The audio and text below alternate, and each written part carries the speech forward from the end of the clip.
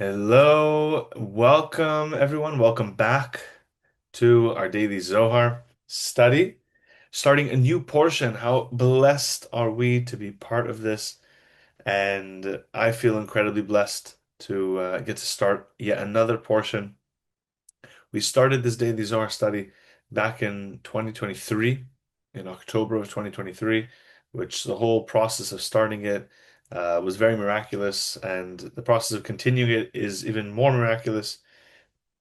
The portion of Vayeshev is our 11th section, 11th portion that we begin together, which is very exciting. And it's also a fascinating portion, a beautiful portion, a deep portion, many stories and many lessons, many secrets. So I'm very excited to get to be starting that with all of you today. And as we begin this portion, we're asking the Creator, just as we've had the merit and the strength and the desire to begin this portion, we ask the Creator to give us the merit, the strength, the desire to be able to complete this portion and many, many other portions of the Zohar. Wherever we begin something, that's when we plant the seed. That's when we can draw all the assistance and the strength. That's when actually, as we begin, the first words, the first paragraphs and chapters, it actually contains within all the light of the coming portion. So we're meditating that we're tapping into all of that right now. Now we know as we connect to the Zohar, it's never just about what we study. It's never about what we learn. It's never about the intellectual, technical aspects of it. While there is importance to that as well. The main intention of our coming together to study the Zohar is the light that we receive, the consciousness that is awakened within us, the blessings that we awaken in our lives and in the world. So we're meditating that through our study, we are connecting to the reality of the tree of life, plugging into the flawless universe, awakening the true light of my soul to shine upon me and in this world, to be able to see myself, others, and everything that happens through the Creator's eyes, to rewire my consciousness. That, as you know, we're going to begin right away in the portion, as you'll see, we're going to learn about the difference between our soul's voice, the positive nature within us, positive nature of sharing, and our opponent's voice, the selfish nature we have within us, the desire to receive the self alone.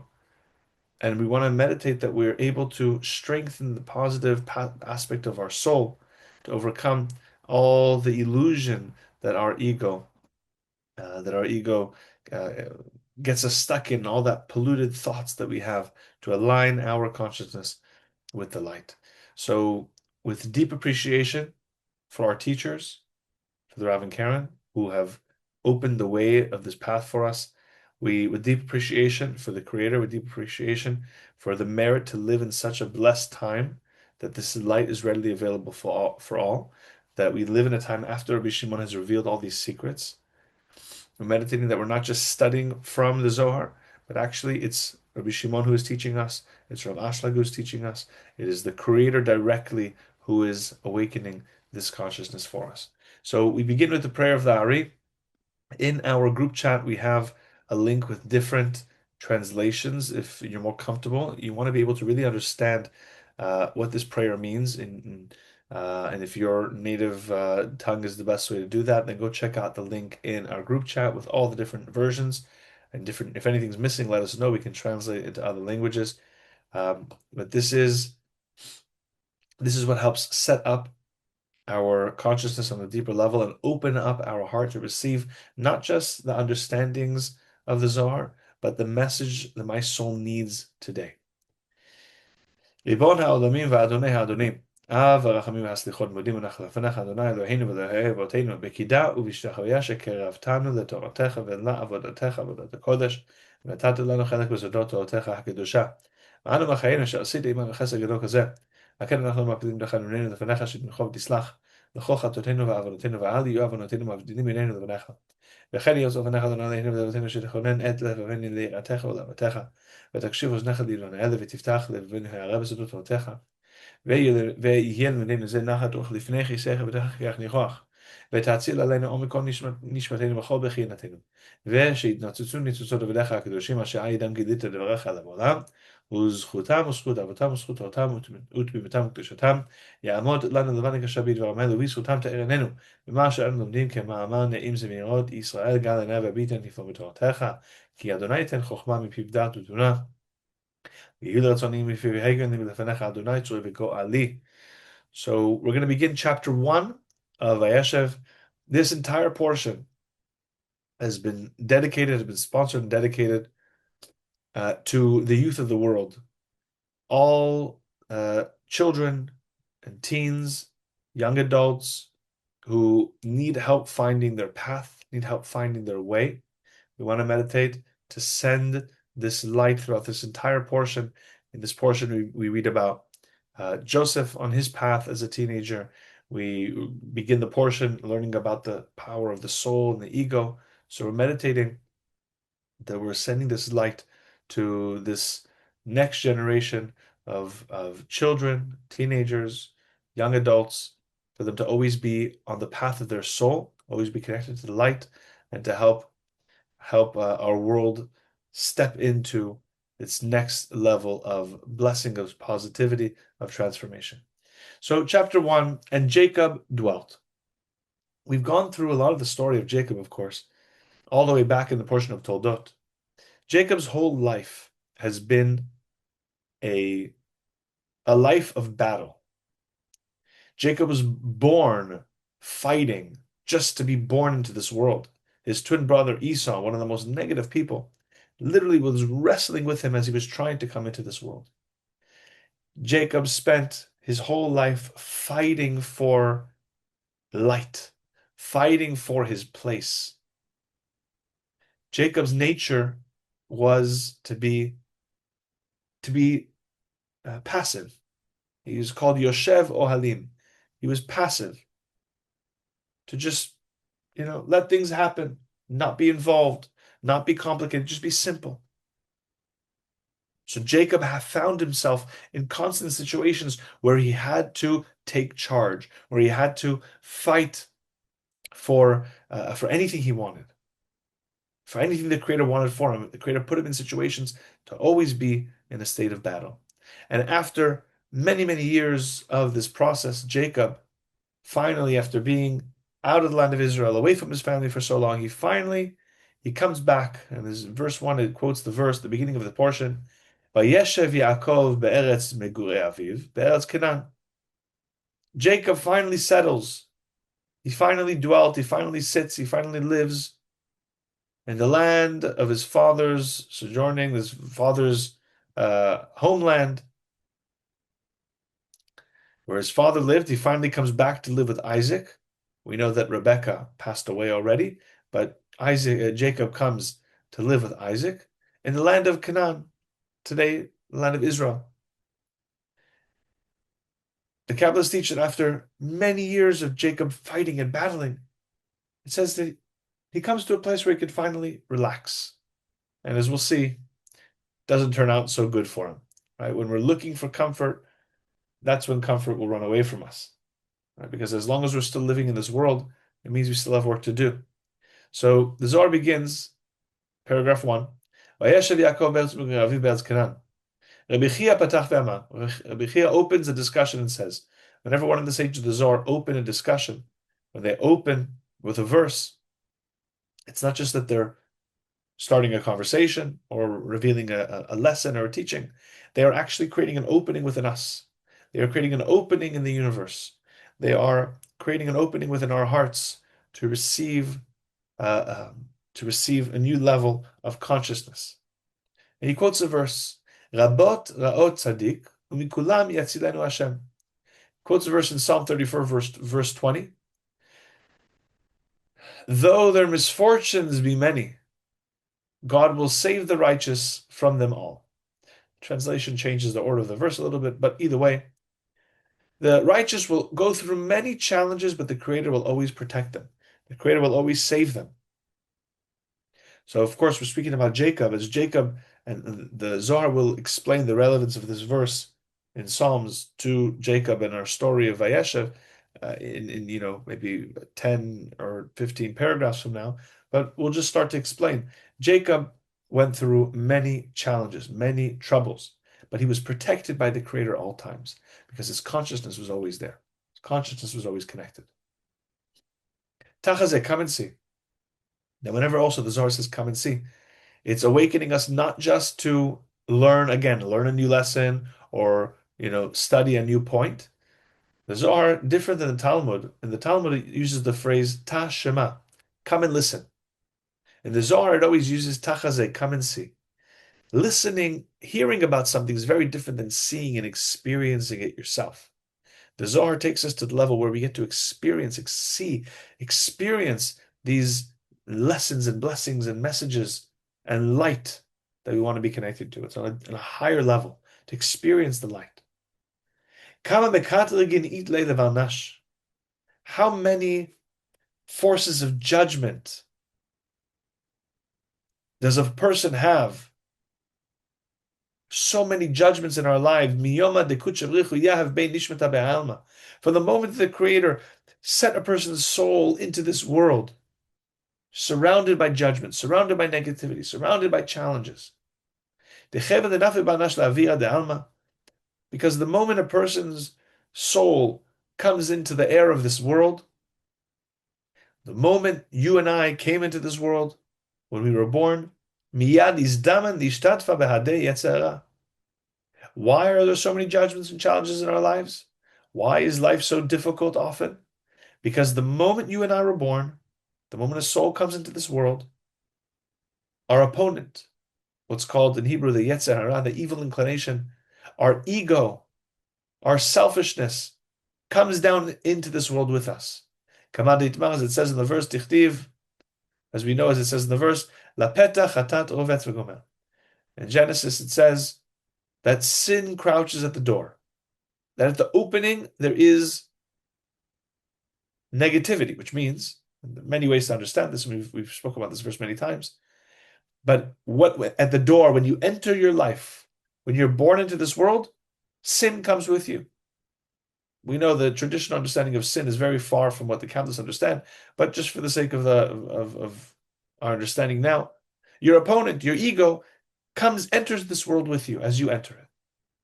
Uchdein ishtataf b'hadei yetzara. And therefore, your evil inclination, your ego, your selfishness enters this world with you, joins you as you come into this world.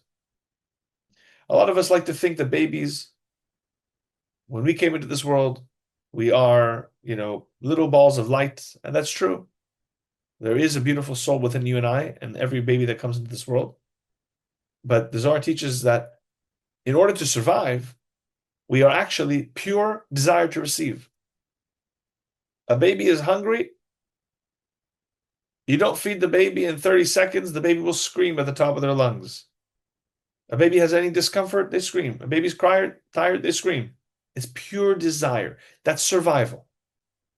We're supposed to be born like that. But it's not like the baby is there, pause. Let me see, maybe my mother, my father, maybe they're a bit tired. I'm going to let them relax a little bit. Let me share with someone. Babies don't have that. Children don't have that because they're not supposed to yet, as we'll see. Pure desire for survival, for the sake of survival. We're designed to be born that way. Paragraph 2. V'tachazeh, come and see. Dehachehu, this is true. Deha be'irei miyoma dityalidu. Animals, when animals are born, kulu natle gamayhu. They all watch out for themselves. They all take care of themselves. Ve'akin mingo nua. And they know to run away from fire. Umin kol atin bishin. And from all places of danger, all negative places, all harmful places, right? This little, was it a fawn? I don't know. It's born, it knows to run away from fire, it knows what its enemies are, it knows the wolf is dangerous, and the bear is dangerous, and the snake is dangerous. There's supposed to be a car here. They know that we're dangerous. This the animal, it's born immediately being able to walk, within a few minutes, able to take care of itself, knows to run away from dangerous things. Uvanash, but us human beings, we're so intelligent, right? But when we're born, miyad ate rama galmei gonura. A child, a baby, will immediately throw themselves into danger, will immediately find every dangerous thing to do, and you have to save the child from itself. When we're born, we're, as children, we not only don't know how to avoid danger, we actually find danger. We seek danger. Animals, they know how to protect themselves. And the Zohar says, what's the difference between a human and an animal? Let's see. Begin the Yetzer Hara Share Begave. Because within you and I, between human beings, we have an opponent, we have an evil inclination. Umiyad aste le le'archa bisha. That force within us of our opponent is the one that gets us to put ourselves in danger, to do silly things, to do dangerous things. Animals don't have an opponent. Animals are like robots. They do what they're told. They do what the Creator tells them. They are guided by the light. Both the prey and the predators, they're all guided by the light. They don't have free will. And therefore, they don't have that force within them that's giving them bad advice like we do. Our opponent every day gives us silly advice. Tells us, yes, of course, go and take that thing that's going to make your life harder and delay the blessings that you want for 2 more years. And we go for it. Paragraph 3. Ve'okimna, we've learned, Dichtiv tov yeled misken v'chacham imelech zaken uchsil asher lo yada lehizaher od. Famous verse in Ecclesiastes in the book of Kohelet of King Solomon. He says, better a poor but wise youth than an old but foolish king who no longer has the sense to heed warnings. The Zohar is going to break down this verse over the next few paragraphs. Tov Yeled, what does it mean? Better to be youth or young, right? The phrasing is different again in the translation. I'll translate it literally based on the Tov Yeled. It's better to be a child or young. Misken v'chacham, who is poor and wise. Mimelech zaken uchsil, better than being a king who is old and foolish. Who doesn't know how to be careful anymore, doesn't know how to heed warning, to be advised of where the danger is anymore. Tov Yeled, what does it mean that better to be a young, to be a youth? Dao Yetzer Tov, that's talking about, who is this Yeled, this youth that we're talking about? This represents our good inclination, the voice of our soul. Dehu Yeled, which is like a child who is young. Miyomin Zeirini Meid Vanash, which is with an individual for less time. Because our soul, the voice of our soul, the power of our soul, the guidance of our soul really only comes in for a man, when they turn 13, or when a girl turns 12. That's what we call bar and bat mitzvah. It's not just that, they say, now you become a man, now you become a woman. No 12 or 13-year-old is a man or a woman, obviously. But what it means is that I now have what I need to be a man or a woman, meaning I have my soul. My soul is fully present within me, or it begins to become present within me. And now I can accomplish what my soul came into this world to do. I can now activate the sharing nature within me. Why is King Solomon calling the soul the child? Because it's younger. It's a younger force within me. My soul is 13 years younger within me than my opponent. My opponent, my ego, my selfishness has been around for 13 years longer than my soul. Then the verse continues, Mimelech zaken uchsil. What is this old and foolish king? Paragraph 4, Mimelech zaken uchsil. Mimelech, what is this king? Oops. Dahu Yetzer Hara. This evil and foolish king, old and foolish king, excuse me, that's the evil inclination that represents our selfish nature within us. It's called a king. Why? Because it rules, it is in control of the individual, of all people in this world. We serve this king. This king controls us. This king rules over us. Our ego, our opponent, our selfishness has such a hold, such a grip over us and all of humanity. Why is it called Zaken Uchsil, old and foolish? The Zaken Vadai, because it really is older. As we've learned, because when a person is born, they come to the air of this world. It comes, it comes with that soul that comes into this world. It comes with any person born into this world, meaning it comes when you're born. It's the older force that you have within. That's why it's called an old and foolish king. We'll see also why it's foolish. We'll learn more about that. But it's the force that comes with you. It's the force that is born with you. Force that's been around longer than you. It's the first voice that you hear. It's the first voice that you trust. We start to see our world through the eyes of our opponent first, which leads to insecurity, which leads to fears, which leads to lack of self-confidence, which leads to reactivity, thinking that the only way to be happy is to take, to be reactive, to manipulate, to be jealous or angry or judgmental. That is to complain. That is the mindset of our opponent. But that's the first voice that we hear. We don't hear our voice of our soul that teaches us to share and to love and to create blessings and good things in the world yet. First, we hear the voice of our ego. That's the first old, foolish voice that we hear in our mind. The verse continues, doesn't know how to heed warning any longer. Paragraph 5. Here also, I like how it translates. He doesn't know how to take care of himself. Lehazhir laktiv. It doesn't say he doesn't know how to warn or to take care of others. He doesn't know how to take care of himself. Because our opponent, our ego, is foolish, is stupid. That's why King Solomon said, that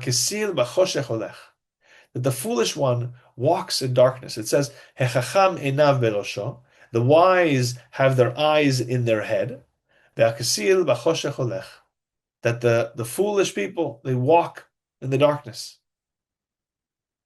What does it mean that the foolish walk in the darkness? That our evil inclination, our opponent, that aspect of our nature, where does it come from? It comes from the garbage of darkness, the refuse of darkness. It is hewn from darkness. That is where our opponent comes from. And it never knows light. It never experiences light. Light doesn't just mean positivity, but it never experiences the true path or guidance. People think if I follow, you know what? When I'm angry, people listen to me. When I am scheming and manipulative, then it pays. I'm successful. When I cut corners, I make money. It never works. It might work temporarily, but following the voice of our opponent, following the advice or the path of my ego, because the ego comes from a place of darkness and lack and negativity, it will always lead me to a place of darkness, lack, and negativity. Now, we have to remind ourselves for a second, and just adding the last thing Rav Shimon says here in the commentary. By the way, for those familiar, those less familiar, the Zohar has, in our translation, there's the bold parts, which represent, we do a little differently on the slides than in the printed English Zohar. But in the bold part, that represents like the literal translation of the Zohar. And then the not bold part, that is Rav Ashлаг's commentary that he adds in. In the English Zohar printed, it's a little different, or on the app. The regular text is the Zohar, and the all capital are the commentary of Rav Ashlag. So he says the difference between אבל מי שאינו יודע להזהיר לאחרים אינו נחשב עול לכסיל מחמת זה.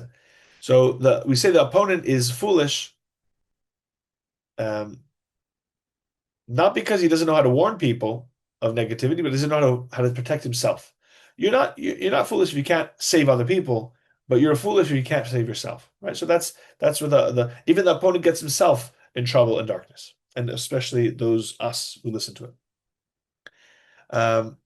Now, what I was saying before we go to paragraph 6, what we're studying right now, when we study about the opponent and the soul, when we're studying about the methods of the opponent, the foolishness of listening to our selfishness, we're not just learning and discussing this intellectually.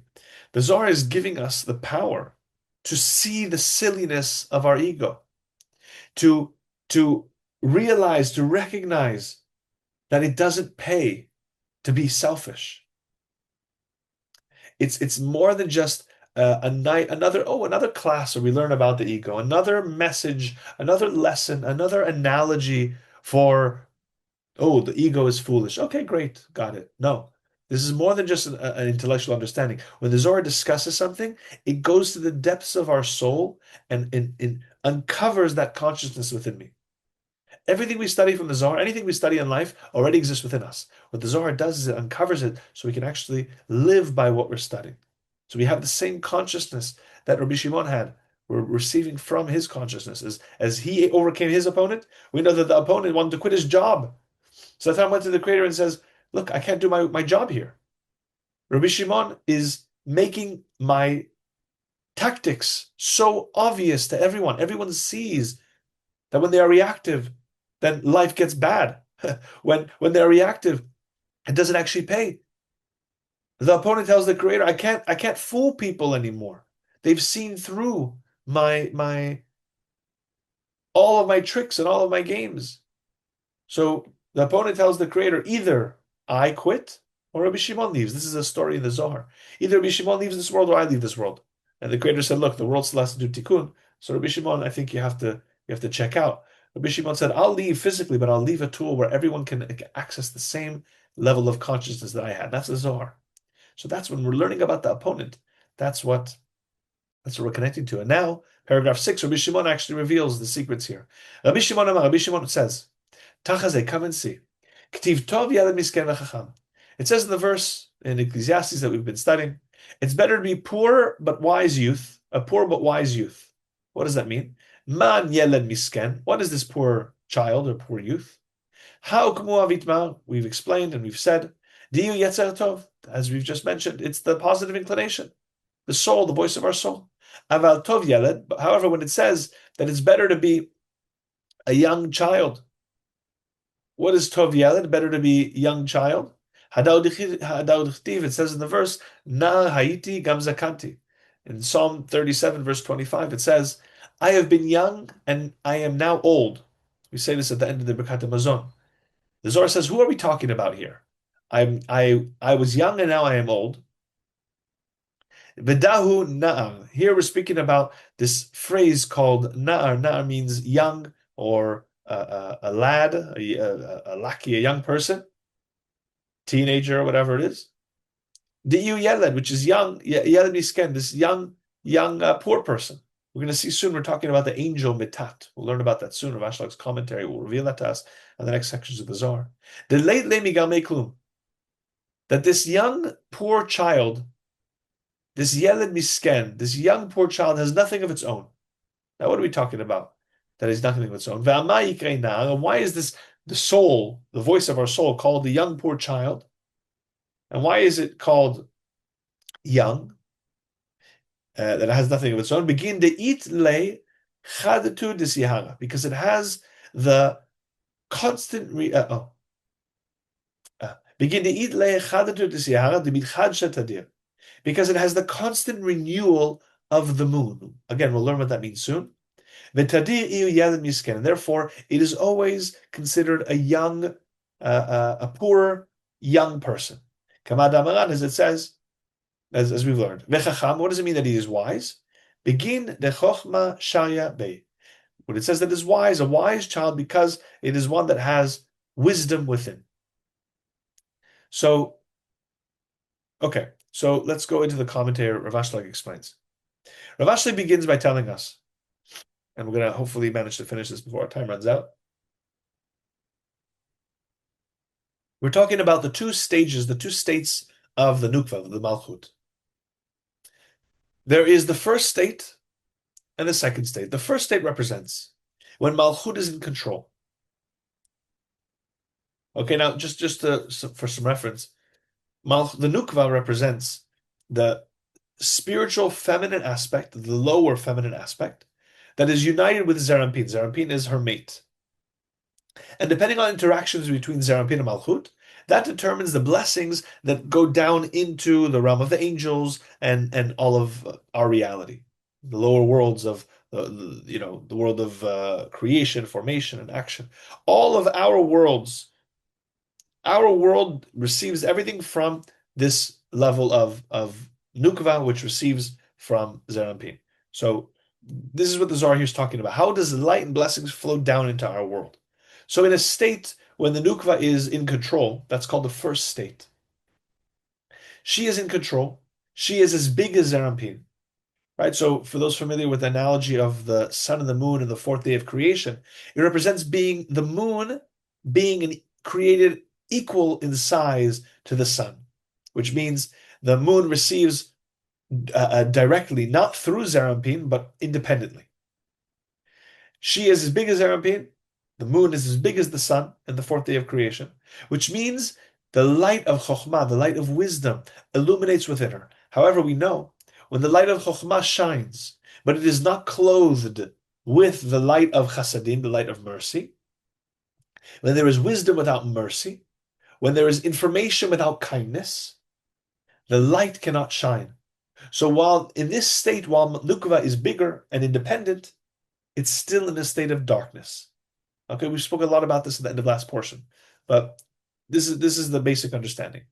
Then there is what's called the second stage, the second state, where instead of Malchut, the Nukva being in control and being as great as Erepin, she now shrinks to the size of a dot and has nothing of her own. It represents the moon as we know it today.